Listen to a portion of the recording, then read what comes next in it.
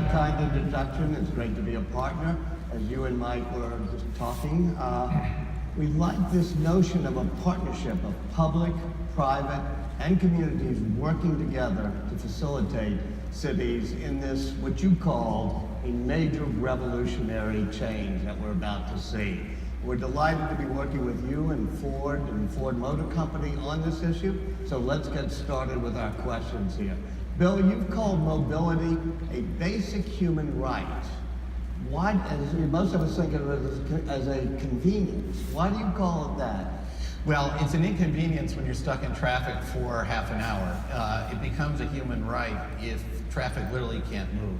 And you know, we've all seen these examples of gridlock all around the world, which are horrific. A lot of us travel and sit in those. And when it starts to affect the most basic human needs, things like clean air, food delivery, healthcare delivery, poverty, people unable to get to where the jobs are, then it really does become, I believe, a human rights issue. And I think it's really important, therefore, that we take it from a world of technology and distill it down to the human impact. And what is the impact of the lack of mobility? Yeah, Mark, you've talked about what you've done in the past year with mobility, expanding your business. What comes next? Well, overall, even with all the progress that we've made today, it's really important for any business to have one foot in today and one foot in tomorrow. And that's why we're spending so much time on the city of tomorrow, because we see partnering with cities as a great opportunity for us.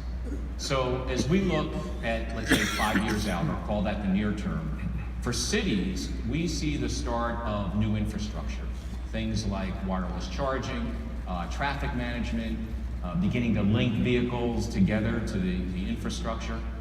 But also at the same time, we see far more sharing. And we see a lot of that today, like our dynamic shuttle, whether it's bike sharing or ride hailing, and those type of things. And then for us at Ford, we see one of the most dramatic changes actually in the vehicles themselves. More connectivity, more autonomy, more electrification. And very simply, that's why we're investing in these emerging opportunities.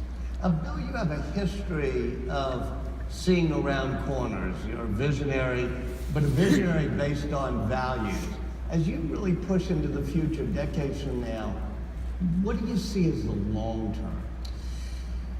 You know, Walter, you don't have to push decades from now. I mean, one thing that's true about technology is whatever we thought the time frame was, it keeps shrinking. And that's been true, really, you know, if we went back 5 years ago and we're trying to project out 15 years, that stuff is happening now.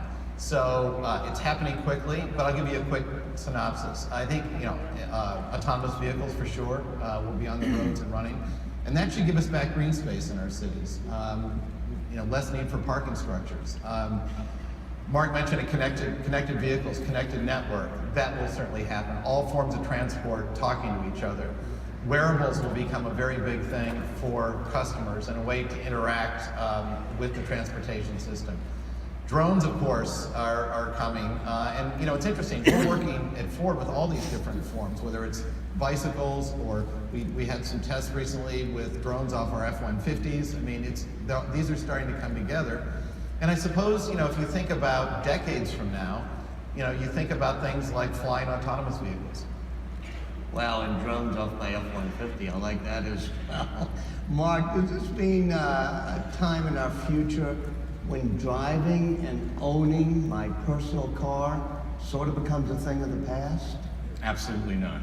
From our standpoint, cars and trucks are going to remain a very strong cornerstone of society. But we do think that, you know, this evolution that we're talking about, and Bill was just describing, will really help cars and trucks not only be more effective, but also at the same time, it'll be more fun. Now, why such a focus on having, you know, partners, working with others, even inviting others to your news conference and an auto show?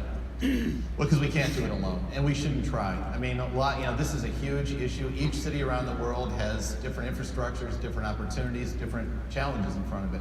There won't be a silver bullet, one size won't fit all. But what we do need is we need the best and the brightest engaged in this. The best civic thinkers, the best entrepreneurs, and frankly, the best employees within Ford Motor Company we need to unleash all of this to make this world a reality. And Walter, to your point, that's why we're not done with this discussion today. And to spark an even deeper conversation, I think we planned a pretty amazing day right here in Joe Louis Arena. And we'd love and welcome for all of you to join us in that. So to spell it out for you, we're convening a live, never before seen TED session about the future of transportation. Next, together with the New York Times, we're welcoming the mayors of 4 major American cities on stage to discuss their view of the evolution of urban areas. And finally, and this is really cool, we're partnering with Vice and hosting a conversation with nearly 500 students about the future of the workforce going forward.